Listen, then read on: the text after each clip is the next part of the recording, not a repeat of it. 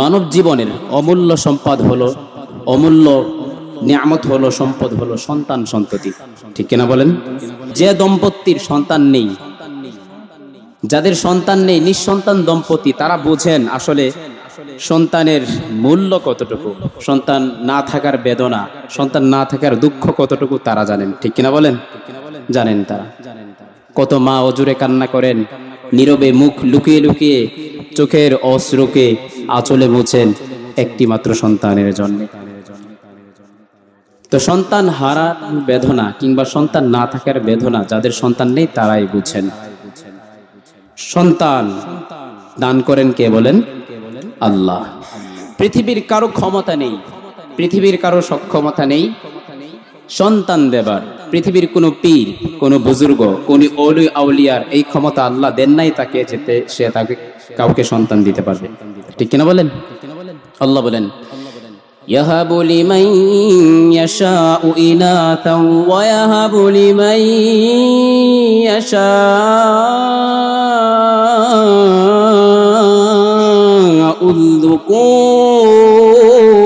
যুকুর আও ইউযাওয়িজুহুম যুকরানাও ওয়া ইনাতাও ওয়া ইয়াজআলু মান ইয়াশাউ আকিমা। আল্লাহ রাব্বুল আলামিন বলেন, ইয়াহাবু লিমান ইয়াশাউ ইনাতাও ওয়া ইয়াহাবু লিমান ইয়াশাউ যুকুর। আল্লাহ যাকে চান তাকে পুত্র সন্তান দান করেন, আবার যাকে চান তাকে কন্যা সন্তান দান করেন। অনেকের কেবল একটি পুত্র আছে, আবার অনেকের আছে কেবল একটি সন্তান। আল্লাহ পরের অংশে বলেন, আও ইউযাওয়িজুহুম যুকরানাও ওয়া ইনাসা, অথবা যাকে আল্লাহ চান সন্তান ছেলেও দান করেন, আবার মেয়েও দান করেন, পুত্র সন্তানও দান করেন, কন্যা সন্তানও দান করেন। আবার যাকে চান সন্তান না দিয়ে বন্ধা বানিয়ে রেখে দেন, সন্তান না দিয়ে নিঃসন্তান অবস্থায় রেখে দেন। যিনি এই কাজটা করেন তিনি আর কেউ নন, তিনি হলেন আল্লাহ। ঠিক কিনা বলেন? তাহলে সন্তান দানের মালিক আল্লাহ, না দানের মালিক কে? আল্লাহ। সন্তানকে আল্লাহ রাব্বুল আলামিন পৃথিবীর চাকচিক্য, দুনিয়ার সৌন্দর্য হিসেবে পেশ করেছেন। আল্লাহ বলেন, আল মালু ওয়াল বানুনা জিনাতুল হায়াতিদ দুনিয়া। ধন সম্পদ এবং সন্তান সন্ততি হলো পৃথিবীর সৌন্দর্য, চাকচিক্য। যে ঘরে প্রথমত কোনো সন্তান আগমন করে সবার মনে আনন্দের হিল্লোল বয়ে যায়, সবার হৃদয়ে আনন্দের জোয়ার বয়ে যায়। ফুটফুটে একটি সন্তান যে পরিবারে আসে, সেই ঘরের জন্য জান্নাতি সুখ, স্বর্গীয় সুখের আন্দোলন শুরু হয়ে যায়। ঠিক কিনা? আল্লাহ রাব্বুল আলামিন সন্তানকে বলেছেন দুনিয়ার সৌন্দর্য, অন্য আয়াতে বলেছেন পরীক্ষা স্বরূপ। আল্লাহ বলেন, ইন্নামা আমওয়ালুকুম ওয়া আওলাদুকুম ফিতনা। ধন সম্পদ এবং সন্তান সন্ততি হলো পৃথিবীতে তোমাদের জন্য পরীক্ষা স্বরূপ। আল্লাহ সন্তান দিয়েও পরীক্ষা করেন, আবার না দিয়েও পরীক্ষা করেন। সন্তান দিয়ে পরীক্ষা করেন, দেখি আমার কোন বান্দা তার সন্তানকে উত্তম প্রতিপালনের মাধ্যমে আমার সন্তুষ্টি অর্জন করবার জন্য চেষ্টা করে। আবার যাকে সন্তান দেই নাই সে সবর করে আমার সন্তুষ্টি অর্জন করবার চেষ্টা করে কিনা সেটা দেখবার জন্য আল্লাহ এই বিষয়টা ঘটিয়ে থাকেন। সুবহান। তাহলে সন্তান সন্ততি আল্লাহ রাব্বুল আলামিনের পক্ষ থেকে যেমন সৌন্দর্য, ঠিক তদ্রূপ কি বলেন? পরীক্ষা। তাহলে যাদের সন্তান আছে উত্তম ভাবে প্রতিপালন করতে হবে, আর যাদের সন্তান নেই সবর করতে হবে, ধৈর্য ধরতে হবে আখিরাতের প্রতিফল পাওয়ার জন্য। ঠিক কিনা বলেন? সন্তানকে উত্তম ভাবে প্রতিপালন করা প্রত্যেক বাবা মায়ের কর্তব্য, দায়িত্ব। আজকে আমাদের সমাজে অনেক সন্তান বিপথে চলে যায়, বিপদগামী হয়ে যায়, মুরব্বিদেরকে ইজ্জত করে না, সুন্দর ভাষায় কথা বলে না, গালিগালাজ, বিভিন্ন অনৈতিক কাজের সঙ্গে সম্পৃক্ত হয়ে যায়। কেন? ছোটবেলাতে সন্তানদেরকে উত্তম প্রতিপালন না করবার জন্য। প্রত্যেক বাবা এবং মায়ের উপর আবশ্যক হলো সন্তানকে উত্তম ভাবে প্রতিপালন করা। কথা বুঝতে পেরেছেন? আজকে আমি সন্তান প্রতিপালন বিষয়ে আব্বা আম্মার যে কর্তব্য সে বিষয়ে বিস্তারিত না বলে শুধুমাত্র 3টা বিষয়ে আপনাদেরকে দিক নির্দেশ করতে চাই। মাইকের আওয়াজ যতদূর পর্যন্ত পৌঁছছে, আমার মায়েরা বোনেরা যারা শুনছেন, আপনারা ইনশাল্লাহ দিলের কান লাগিয়ে শুনবেন। প্রত্যেক বাবা মা শুনবেন, এবং যারা ভবিষ্যতে বাবা মা হওয়ার পর্যায়ে আছেন, বাকি আছেন, ইনশাল্লাহ আপনারাও শুনবেন, নিজের জীবনে বাস্তবায়ন করবেন। ইনশাল্লাহ আপনার ঘরকে, আপনার সন্তানকে আলোকিত করে দিবেন কে? আল্লাহ। 1 নম্বর, যাদের সন্তান আছে, প্রথম কাজ করবেন, সন্তানকে কখনো গালিগালাজ করবেন না। গালিগালাজ করবেন না, বকাঝকা করবেন না। আমাদের গ্রাম সমাজে আমরা দেখতে পাই খবিস, অশ্লীল, অশ্রাব্য ভাষায় অনেক বাবা এবং মা তার সন্তানদেরকে গালিগালাজ করে। আছে না নাই বলেন? আছে। নোংরামু ভাষায়, অশ্রাব্য ভাষায় গালিগালাজ করে। এটা বাদ দিতে হবে। 2 নম্বর, অনেক মা আছেন নিজেদের সন্তানদেরকে বদদুয়া দেন, অভিশাপ দেন। এমন আছে না নাই? অনেকেই বলে, আমি বাসি মুখে বলছি, তুই সামনে গিয়ে ওষ্ঠা খেয়ে মইরা যা। নাউযুবিল্লাহি মিন যালিক। ছোট্ট সন্তান দুষ্টুমি করছে, তিনি একদম মানে পেরেশানগ্রস্ত হয়ে পড়েছেন, হয়রান হয়ে পড়েছেন, মুখের উপর যা ইচ্ছা তা বলে দিলেন। না, কোনো মা কোনো বাবা এমনটা করবেন না। কিছুতেই আপনি আপনার সন্তানকে বদদুয়া দিবেন না, অভিশাপ দিবেন না। ভুক্তভোগী আপনি হবেন, ঠিক কিনা বলেন? 2 নম্বর। 3 নম্বর কাজ, সন্তানের সামনে কোনো দম্পতি, সন্তানের সামনে কোনো বাবা মা কখনোই ঝগড়া করবেন না, কিছুতেই ঝগড়া করবেন না। আমাদের সমাজে দেখা যায় ছোট্ট বাচ্চাটা চৌকির উপরে বসে আছে কিংবা নিচেই বসে আছে, ওদিকে বাবা এবং মা এমন অশ্রাব্য ভাষায় ঝগড়া আর কুন্দল শুরু করলেন, ছোট্ট বাচ্চাটা পর্যন্ত ভয় পেয়ে যায়, আঁতকে ওঠে। যে ফ্যামিলিগুলোতে বাবা মায়েরা সন্তানের সামনে অনেক বেশি পরিমাণে ঝগড়া করে, তাদের সন্তানেরা হয়তো ভীতু হয়, নয়তো অনেক বেশি ঝগড়াটে হয়। কারণ ছোটবেলা থেকেই ঝগড়া দেখে দেখে অভ্যস্ত। স্কুলে যখন যায়, মাদ্রাসাতে যখন যায়, যাকে ইচ্ছা তাকে মারে, যাকে ইচ্ছা তাকে বকাঝোকা করে, গালিগালাজ করে, ঠিক কিনা বলেন? এজন্য প্রত্যেক বাবা এবং মায়ের কর্তব্য, সন্তানকে কখনোই গালিগালাজ করবেন না। 2 নম্বর, সন্তানকে অভিশাপ দিবেন না, বদদুয়া করবেন না। 3 নম্বর, সন্তানের সামনে ঝগড়া করবেন না। আমরা পারবো ইনশাআল্লাহ? আল্লাহ আমাদের তৌফিক দান করুন, পড়ে আমিন। এই 3টা পয়েন্টে কোরআন এবং হাদিসের আলোকে সংক্ষিপ্ত আলোচনা করি। সূরাতুল হুজুরাতের 11 নম্বর আয়াতে আল্লাহ রাব্বুল আলামিন বলছেন, ওয়ালা তালমিজু আনফুসাকুম ওয়ালা তানাবাজু বিল আলকাব ওয়ালা তালমিজু আনফুসাকুম, তোমরা একে অন্যকে দোষারোপ করো না। ওয়ালা তানাবাজু বিল আলকাব, একে অন্যকে মন্দ নামে ডেকো না। আমরা অনেকের সন্তানদেরকে বিভিন্ন সময় কষ্ট দিয়ে বলে থাকি বটকার বাচ্চা, বটকা অনেক সময় বলি কিনা, কালো হলে বলে থাকি কালোর ঘরের কালো, একটু বেটে হলে তাকে নিন্দা করতে থাকি, বিভিন্ন ধরনের ভাষায় অঙ্গভঙ্গিতে তাকে কষ্ট দেওয়ার চেষ্টা করি। এমনটা করা যাবে না। কারো সন্তানকে গালিগালাজ করা যাবে না, দোষারোপ করা যাবে না, বকাঝকা করা যাবে না। সুনানুত তিরমিজির 1977 নম্বর হাদিসের বর্ণনা, عن عبد الله رضي الله عنه قال, নবীজির সাহাবী আব্দুল্লাহ রাদিয়াল্লাহু আনহু বলেন, লাইসাল মুমিনু বিল্লাআনি ওয়ালা বিত্তাআনি, কোন মুমিন বান্দা কখনোই সে অশ্রাব্য ভাষায় গালিগালাজকারী হতে পারে না। কখনোই কোনো মুমিন বান্দা কিছুতেই সে অশ্রাব্য গালিগালাজকারী হতে পারে না, অভিশাপ দানকারী হতে পারে না। ওয়ালা বিল ফাহিশি ওয়ালা বিল কাদির, অশ্লীল ভাষী হতে পারে না, কটুভাষী হতে পারে না। কোন মুমিন বান্দার সিফাত যখন এটা হতেই পারে না, সে অশ্রাব্য গালিগালাজকারী হবে, তাহলে নিজের সন্তানকে কি বকাঝকা করা যাবে? মুমিনের সিফাত এটা হতে পারে না যে সে অশ্রাব্য গালিগালাজকারী হবে, তাহলে নিজের সন্তানকে, কলিজার টুকরোকে, নারী চেরা ধনকে কি সে গালিগালাজ করতে পারে?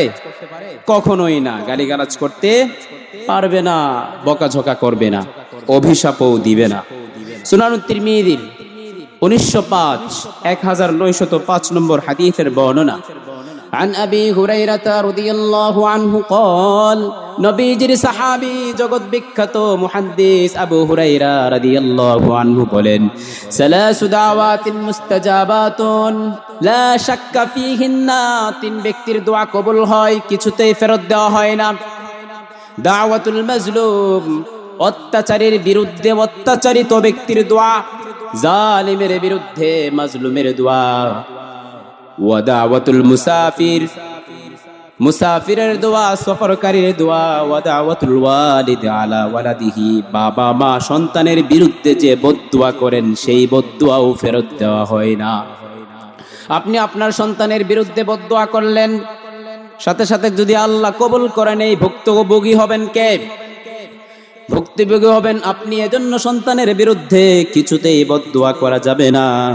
কারণ আবু দাউদের 1532 নম্বর হাদিসে আছে, عن جابر بن عبد الله رضي الله عنه قال قال رسول الله صلى الله عليه وسلم, নবীজির সাহাবী জাবির বিন আব্দুল্লাহ রাদিয়াল্লাহু আনহু বলেন, রাসূলুল্লাহ সাল্লাল্লাহু আলাইহি ওয়াসাল্লাম বলেছেন, লা তাদউ আলা আনফুসিকুম, তোমরা নিজেদের বিরুদ্ধে বদদুয়া করবে না, নিজেদেরকে অভিশাপ দিবে না। ওয়ালা তাদউ আলা আনফুসিকুম ওয়ালা তাদউ আলা আওলাদিকুম, তোমরা তোমাদের সন্তানদের বিরুদ্ধে বদদুয়া করবে না। ওয়ালা তাদউ আলা খাদামিকুম, তোমরা তোমাদের সেবকদের বিরুদ্ধে বদদুয়া করবে না, তাদেরকে অভিশাপ দিবে না।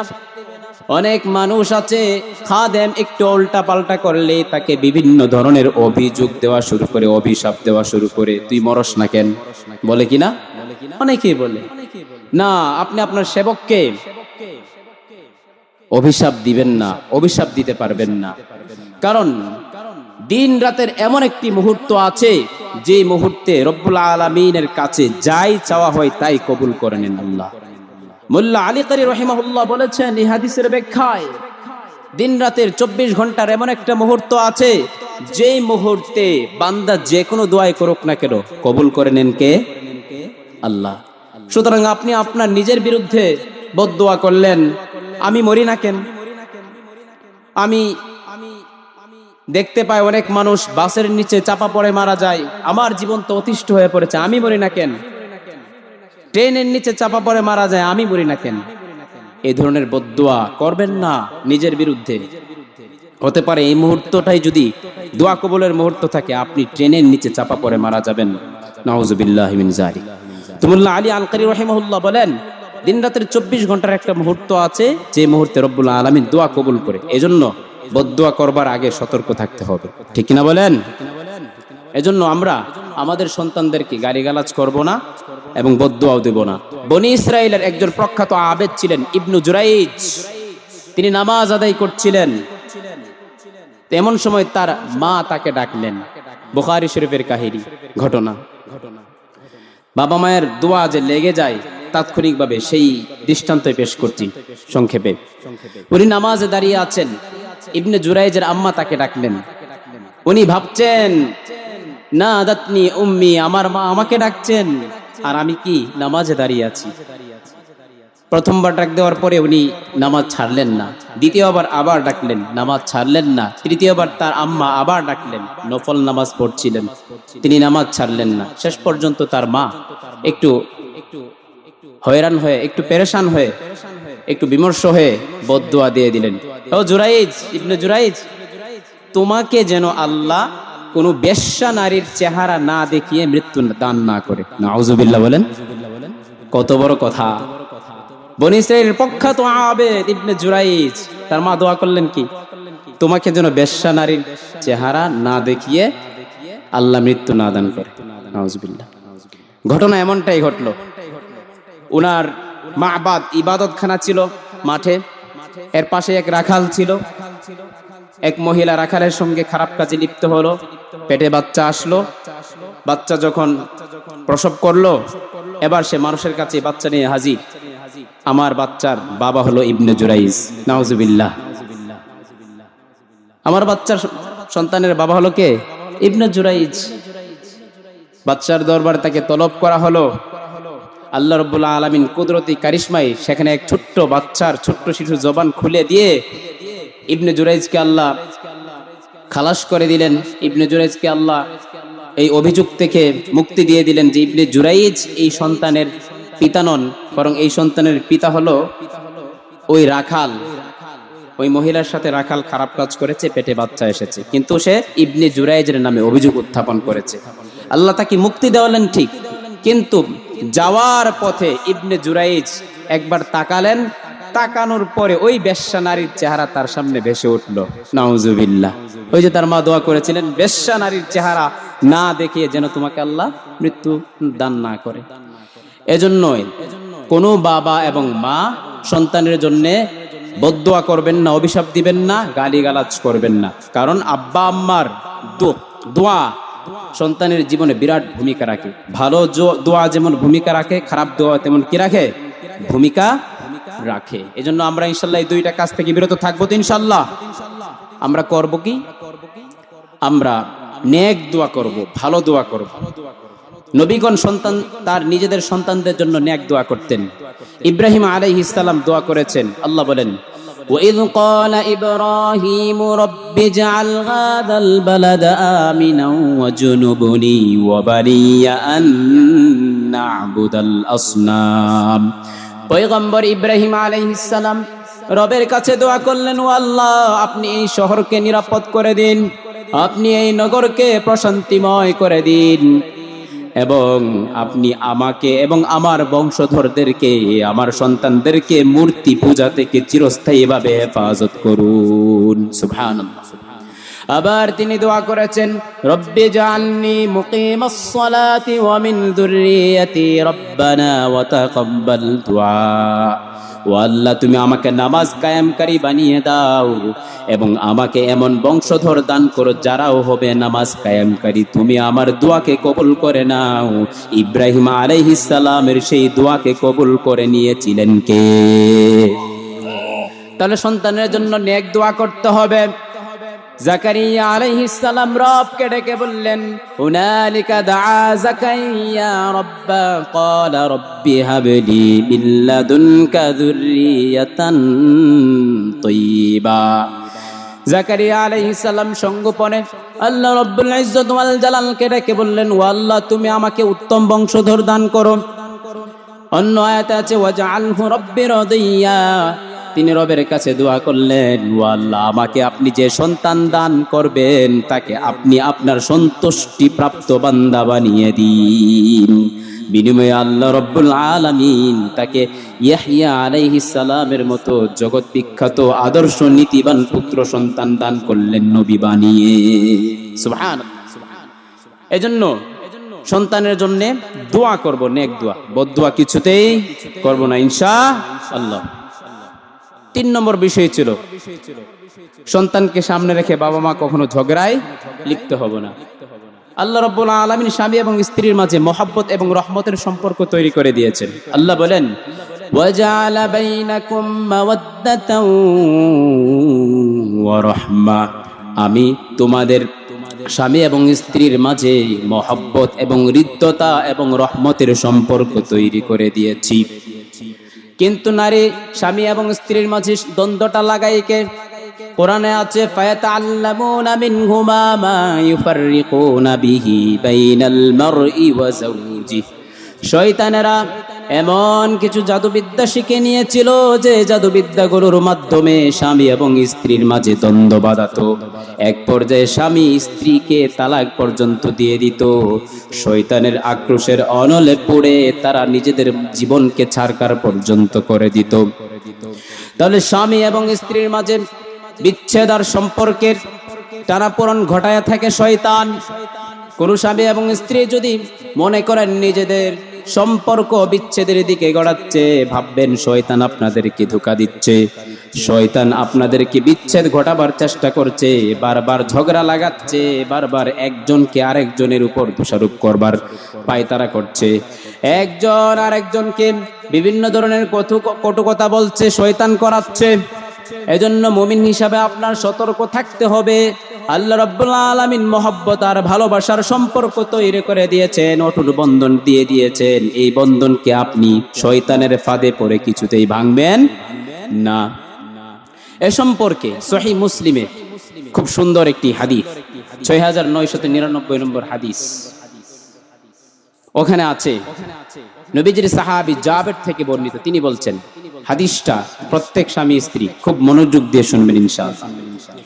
عن جابر بن رضي الله عنه قال قال رسول الله صلى الله عليه وسلم নবীজির সাহাবী জাবির বলেন, রাসূলুল্লাহ সাল্লাল্লাহু আলাইহি ওয়াসাল্লাম বলেছেন, ইন্না ইবলিসা ইয়াদউ আরশাহু আলাল মা, ইবলিস শয়তান পানির উপর নিজের সিংহাসনকে বিস্তার করে, পানির উপর নিজের সিংহাসন স্থাপন করে, ফায়াবাসু সারায়াহু, এরপর ইবলিস শয়তান তার সাঙ্গপাঙ্গদেরকে, চালাচামুন্ডদেরকে পৃথিবীর আনাচে কানাচে ছড়ায় দেয়, পৃথিবীর প্রান্তে প্রান্তে ছড়ায় দেয়, বলে দেই পৃথিবীতে ছড়িয়ে গিয়ে মানুষের মধ্যে বিবাদ লাগিয়ে আসবা, মানুষের মধ্যে কুন্দলার ফিতনা ফাসাদ সৃষ্টি করে আসবা।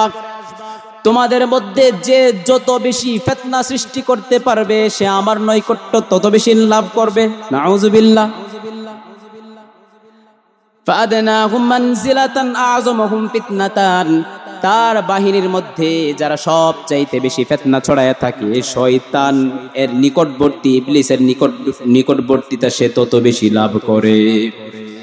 ইবলিস শয়তানের চালাচামুন্ড দুনিয়াতে ছড়িয়ে পড়ে, এবার ধোঁকা দেওয়া শুরু করে, তুই ওর নামে কুৎসা রটনা কর, তুই ওর নামে গীবত কর, ওর ক্ষেতের জমিনের আইল তুই কেটে ফেল, বিভিন্ন ধরনের অশ্লীলতা, বেহায়াপনা, নির্লজ্জতার কাজে লাগায়া দেয়। এরপর সারা দিনের কর্ম শেষে শয়তানের বাহিনী আবার ইবলিসের কাছে ফিরে যায়।